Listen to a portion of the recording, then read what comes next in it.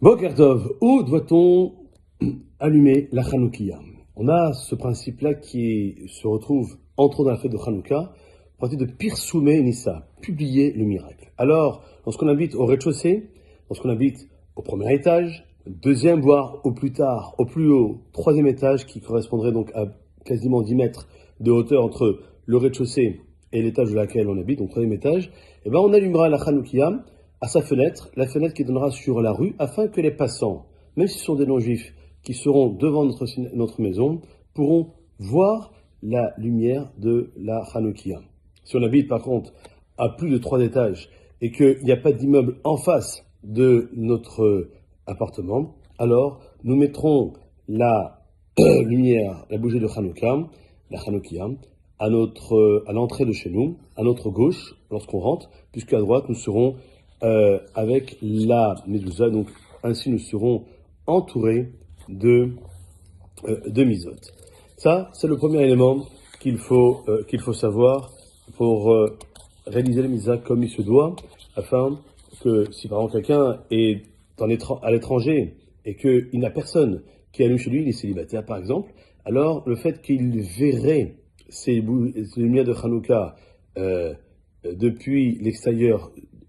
et ces lumières-là sont installées dans votre maison, il devra réciter, si c'est le premier soir, de brachot,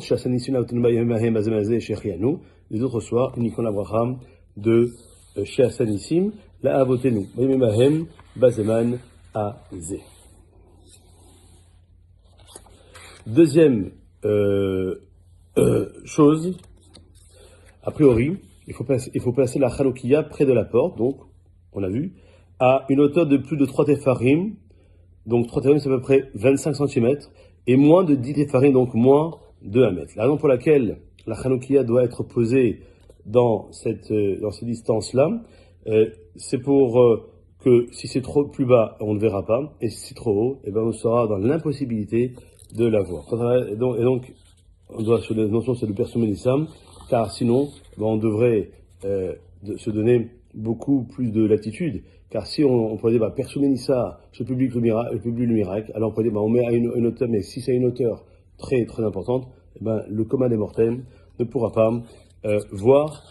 la bougie, les bougies, et donc de fait, le personnalisa n'aura pas lieu de se prouver. Voilà pour aujourd'hui. Merci Hachem, demain c'est vendredi, donc nous verrons un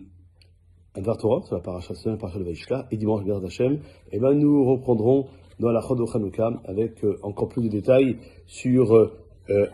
l'allumage de cette mitzvah extrêmement importante. Alors, on va passer une très bonne journée. Kol Tov.